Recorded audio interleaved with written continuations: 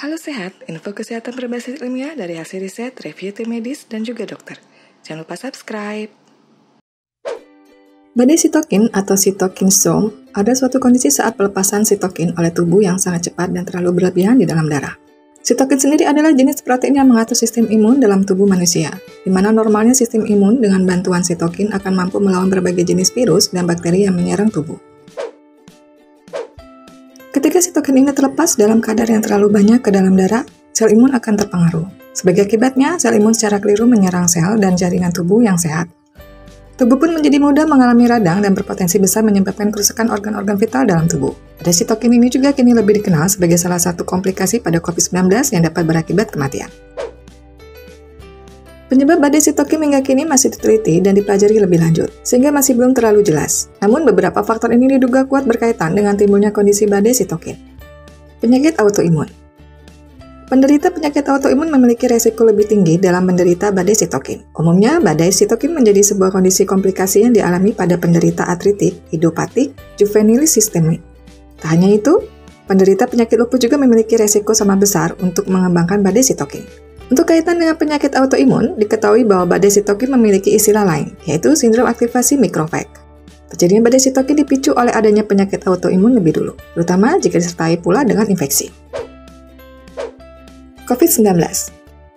Walau berkaitan dengan COVID-19, tak semua penderita COVID-19 pasti mengalami badai sitokin. Beberapa penderita memiliki resiko lebih tinggi dalam menderita badai sitokin karena di dalam tubuh mereka terdapat gen spesifik yang mempengaruhi reaksi sistem imun berbeda dari normalnya.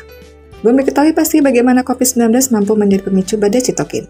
Hanya saja gangguan kesehatan lain yang terjadi bersamaan dengan COVID-19 bisa jadi merupakan pemicu sesungguhnya. Infeksi. Infeksi bakteri, virus, jamur, maupun mikroorganisme lainnya dapat menjadi penyebab timbul dan berkembangnya kondisi badai sitokin. Meski demikian, hanya infeksi tertentu saja yang dapat memicu badai sitokin. Tidak semua jenis infeksi.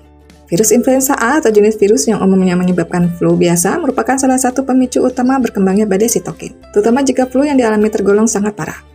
Selain virus influenza, cytomegalovirus dan virus Epstein-Barr merupakan penyebab infeksi yang kemudian berpotensi memicu badai sitokin.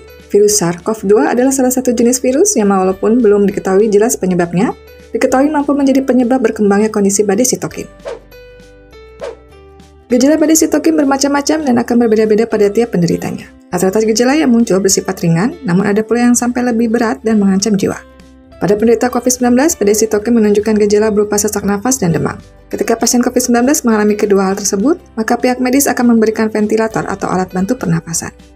Kemunculan demam disertai sesak nafas hingga harus dibantu ventilator ini biasanya muncul sekitar 1 minggu dari timbulnya gejala awal COVID-19. Tidak semua pasien COVID-19 mengalami badai sitokin. Namun bila mengalami gejala sesak napas, sebaiknya segera hubungi tenaga kesehatan. Memeriksakan diri segera ke dokter ketika gejala awal badai sitokin muncul merupakan sebuah upaya minimalisir resiko perburukan gejala atau komplikasi. Gejala-gejala awal badai sitokin yang tidak segera memperoleh penanganan berpotensi menjadi lebih buruk. Beberapa komplikasi yang menandakan bahwa badai sitokin sudah terlampau parah, di antaranya penggumpalan darah, tekanan darah yang terlalu rendah, gangguan jantung, sindrom gangguan pernafasan akut hingga kekurangan oksigen, kerusakan organ fatal, hingga kematian. Belum diketahui pasti bagaimana agar badai sitokin benar-benar dicegah.